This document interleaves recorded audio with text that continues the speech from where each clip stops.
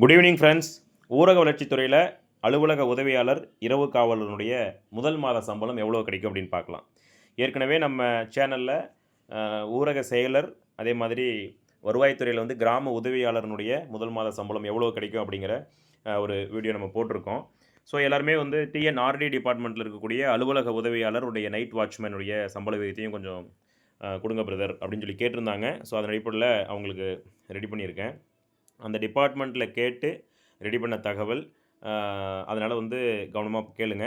இதில் என்ன சொல்லியிருக்காங்க அப்படின்னா, அலுவலக உதவியாளருக்கும் இரவு காவலருக்கும் ஒரே சம்பள விகிதம் தான். நிலை 1 அதாவது ஸ்டேஜ் லெவல் 1ல் வந்து வச்சுருக்காங்க. அதனுடைய 15,700லேருந்து 58,100 ரூபா வரைக்கும் இவங்களுக்கு வந்து சம்பள விகிதம் இருக்குது. ஸோ ஊதிய விவரம் வந்து பார்த்திங்கன்னா, அடிப்படை ஊதியம் வந்து 15,700 ஃபஸ்ட்டு கொடுப்பாங்க. அது வந்து பேசிக் பே. அகவிலைப்படி வந்து 55% டிஏ டிஆர்என்எஸ் அலோன்ஸ் வந்து 8,635 ரூபா கிடைக்கும். வீட்டு வாடகைப்படி வந்து 800 ரூபா. ஹவுஸ் ரெண்ட் அலோன்ஸ் வந்து 800 ரூபா. இந்த வீட்டு வாடகைப்படி மட்டும் வந்து பார்த்திங்கன்னா மொத்தம் 4 கேட்டகரியில் பிரிச்சுருப்பாங்க. ஏபிசிடி 4 கேட்டகரி பிரிச்சுருப்பாங்க. ஸோ ஓஏ அப்படிங்கிற போஸ்ட் வந்து எங்கள் வில்லேஜ் லெவலில் இருக்கக்கூடிய ஆஃபீஸில் போடுறாங்களா, இல்லை அடுத்து வந்து ஒரு டவுன் லெவலில் இருக்கா, இல்லை டிஸ்ட்ரிக்ட் லெவலில் இருக்கா அப்படிங்கிற அந்த நிலையை பார்ப்பாங்க. அந்த நிலையை பார்த்துட்டு குறைந்தபட்சம் அது ரொம்ப வில்லேஜ் லெவலில் ஒரு ஓஏ அப்படின்னா அவங்களுக்கு வந்து ஹவுஸ் ரெண்ட் அலோன்ஸ் வந்து 600 ரூபா கிடைக்கும். அடுத்தடுத்து போகும்பொழுது 800 ரூபா, 1200, 1600 மாறும். சரிங்களா? அதனால் ஹெச்ஆர்ஏ வந்து ஒரு தாலுக்கா லெவலில் அதாவது டவுன் லிமிட்டில் இல்லாமல் கொஞ்சம் உள்ளார இருக்குதுன்னு வச்சுங்களேன். அதாவது இப்போது ஃபார் எக்ஸாம்பிள் வில்லேஜ் லெவல் இல்லாமல் கொஞ்சம் ஓரளவுக்கு இருக்கக்கூடிய ஆஃபீஸில் இருந்துச்சுன்னா அவங்களுக்கு வந்து 800 ரூபா கொடுப்பாங்க. மருத்துவப்படி மெடிக்கல் அலவன்ஸ் பொறுத்த வரைக்கும் 300 ரூபாய். அடுத்து வந்து அதர் அலவன்ஸ்னு சொல்லிட்டு இப்போ அலுவலக உதவியாளர்லாம் வந்து பார்த்திங்கன்னா ஒயிட் அண்ட் ஒயிட்டில் தான் இருப்பாங்க. ஸோ அவங்களுக்கு அதர் அலவன்ஸ் சொல்லிட்டு சலவைப்படின்னு சொல்லிட்டு ஒரு 1000 ரூபா கொடுக்குறாங்க. ஆக்சுவலி சலவைப்படி இன்க்ளூடிங் சலவைப்படி அதர் அலவன்ஸ் சொல்லிட்டு 1000 ரூபா கொடுக்குறாங்க. எப்படி பஞ்சாயத்து கிளர்க்கு வந்து ஸ்பெஷல் பே 1000 ரூபா கொடுக்குறாங்களோ அதே மாதிரி அதர் அலவன்ஸ் சொல்லிட்டு பிரித்து ஒரு 1000 ரூபா கொடுப்பாங்க. சரிங்களா? கட்டாய பிடித்தம் வந்து பார்த்திங்கன்னா இவங்களுக்கு சிபிஎஸ் பிடிக்கிறாங்க, கான்ட்ரிபியூட்டட் பென்ஷன் ஸ்கீம். சரிங்களா? அது வந்து அடிப்படை ஊதியத்திலிருந்தும் அகவிலைப்படி 55% டிஏ பிடிக்கிறாங்க பாருங்கள். அந்த ரெண்டையும் நம்ம வந்து கூட்டி அது எவ்வளோ வேல்யூ வருதோ அதில் 10% பிடிக்கிறது தான் சிபிஎஸ். சரிங்களா? இவங்களுக்கு புதிய மருத்துவ காப்பீடு திட்டம் என்ஹெச்ஐஎஸ் வந்து 300 ரூபா பிடிப்பாங்க.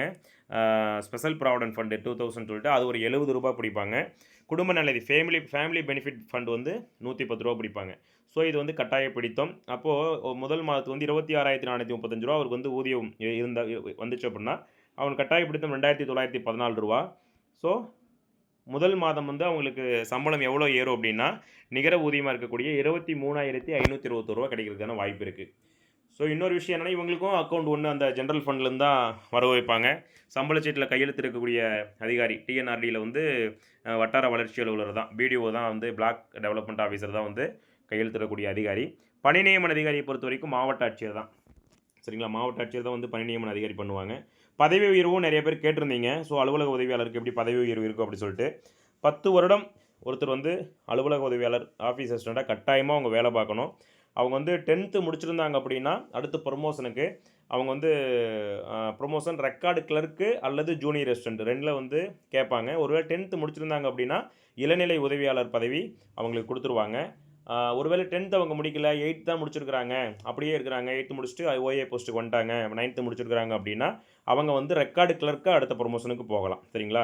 10th முடிச்சிருந்தாங்க அப்படின்னா அவங்க ஜூனியர் அசிஸ்டன்ட் ஆப்ஷனை வந்து அவங்க தேர்ந்தெடுத்துக்கலாம் அப்படின்னு சொல்கிறாங்க.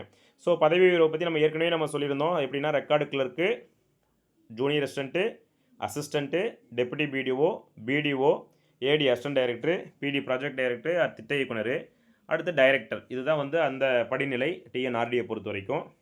இரவு காவலரை பொறுத்த வரைக்கும் அந்த துறையில் நம்ம விசாரித்தோம் அப்படின்னா இது வரைக்கும் இரவு காவலராக போனவங்க யாருமே வந்து அடுத்த ப்ரொமோஷனுக்கு போனதில்லை அப்படின்னு சொல்கிறாங்க. அதனால் வந்து அலுவலக உதவியாளருக்கு இருக்கக்கூடிய அந்த ப்ரொமோஷன் மாதிரி இரவு காவலருக்கு வந்து உண்டான அந்த ப்ரொமோஷன் வந்து இது வரைக்கும் யாரும் போகலை அப்படிங்கிற மாதிரி சொல்கிறாங்க. ஸோ உங்களுக்கு ரொம்ப யூஸ்ஃபுல்லாக இருந்திருக்குன்னு நினைக்கிறேன். நீங்கள் கேட்டதுக்காக தான் இது வந்து ரெடி பண்ணி அப்டேட் பண்ணுறேன். நீங்கள் அதனால் சப்போர்ட் பண்ணுங்கள். சேனலை புதுசாக பார்க்குறவங்க சப்ஸ்கிரைப் பண்ணுங்கள், லைக் பண்ணுங்கள். கேள்விகள் ஏதாவது இருந்ததுன்னா கமெண்ட்டில் கேளுங்க, கண்டிப்பாக நான் பதில் சொல்கிறேன். தேங்க்யூ.